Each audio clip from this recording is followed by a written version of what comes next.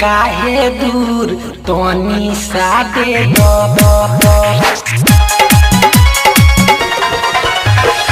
जातार काहे दूर तोनी सादे चाहतार जवन तू हमरा से ले ल पकई पे पानी झरदा रानी बतिया हमर माना जादा जादा जहाँ ले जाता तोनी तोनी गाना जादा जादा जहाँ ले जाता तोनी तोनी गाना जातार काहे दूर तोनी सादे दो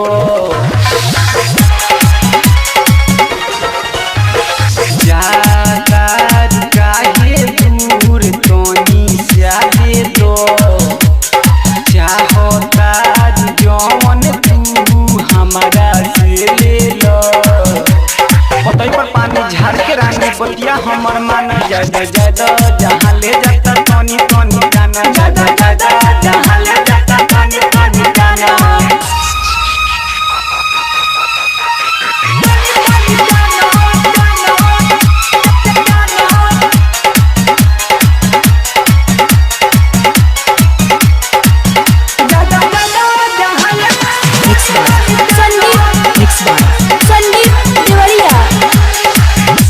बनावट तोहर बनल बगारदा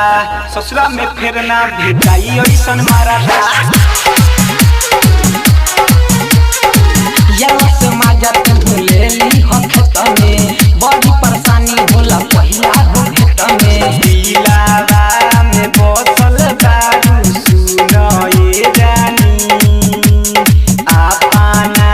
जवानिया में भरे द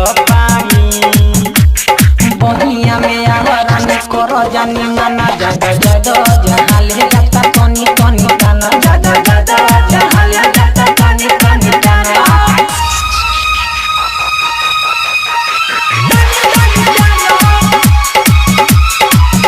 जादा जादा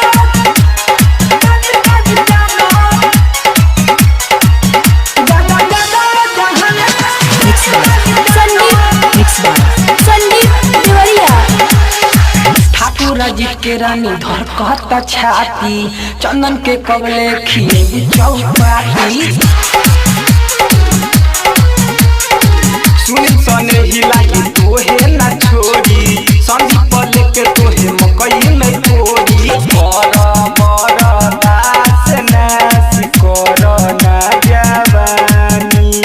बह जाई भीतरी से लागता सतुआ के साना जादा जादा जहाँ ले जाता तोनी तोनी गाना जादा जादा जहाँ ले जाता तोनी तोनी गाना Rajesh digital recording studio Deoria.